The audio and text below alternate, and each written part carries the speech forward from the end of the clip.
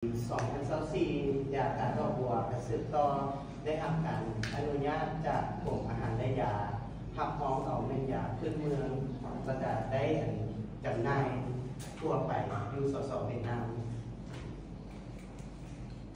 Trên hình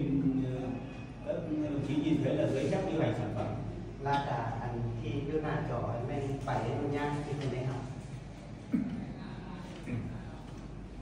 Và thuốc hỗ trợ các cơn cai nghiện ma túy Bông Sen thì được Bộ Y tế trao tặng danh hiệu cao quý là ngôi sao thuốc Việt năm 2014. Với sự bình chọn chỉ với có 22 sản phẩm được bình chọn trong số hàng nghìn sản phẩm dược đang lưu hành thì ngôi sao thuốc Việt 2014 đã được trao cho thuốc hỗ trợ các cơn cai nghiện ma túy là một trong 22 số loại thuốc được Bộ Y tế vinh danh trong hàng nghìn sản phẩm. และยาการดอกบัวนี่เป็นยาที่ได้รับนามยศยาระดับสูงของเวียดนามในปี 2014 ซึ่งได้รับการเลือกเป็นจากหลายๆผลิตภัณฑ์ที่เป็นยาพื้นเมืองและคัดเลือกในประเทศประเทศได้รับแต่สองประเภทยาและหนึ่งในนั้นมียาการดอกบัว Duy nhất trong lĩnh vực điều trị cai nghiện ma túy được bình chọn và trao tặng danh hiệu này. และมีหมายเหตุเนาะที่ว่าต้องได้เอาใจใส่ก็คือว่ายาการดอกบัวเป็นยาประเภทเดียวที่ว่าบำบัดผู้ป่วยยาเสพติดที่ได้รับเป็นที่ได้รับ Đây là hình ảnh về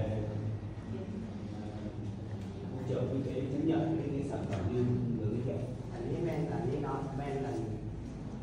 ใบนามยศที่เพิ่นได้รับในปี 2014 ใบนามยศ Cũng xin thưa với các đồng chí là năm 2015 Bộ Y tế nước tức là chúng ta đã cấp giấy phép nhập khẩu và lưu hành thuốc hỗ trợ các cơn cai nghiện ma túy Bông Sen tại nước Lào. Đây về số ไม่ได้ทำมาได้ที่07ที่ไอ้กับ01ต้องตัดหามาตรงที่15/7 ปี 2015 nước Lào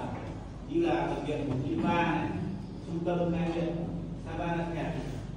điều trị tại cộng đồng và tại bản Pleirom và điều trị cho bệnh nhân nghiện ma túy cộng đồng tại thành phố Vientiane chúng ta. ดังนั้นเห็นว่ายาการดอกบัว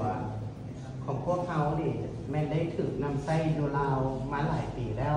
ตลอดระยะผ่านมายาการดอกบัวได้ถูกนำใช้อยู่ศูนย์บำบัดผู้ติดยาเสพติดอยู่โรงหมออยู่สังคมทั่วไปอยู่ลาวเป็นต้นว่าอยู่โรงหมอ103อยู่ศูนย์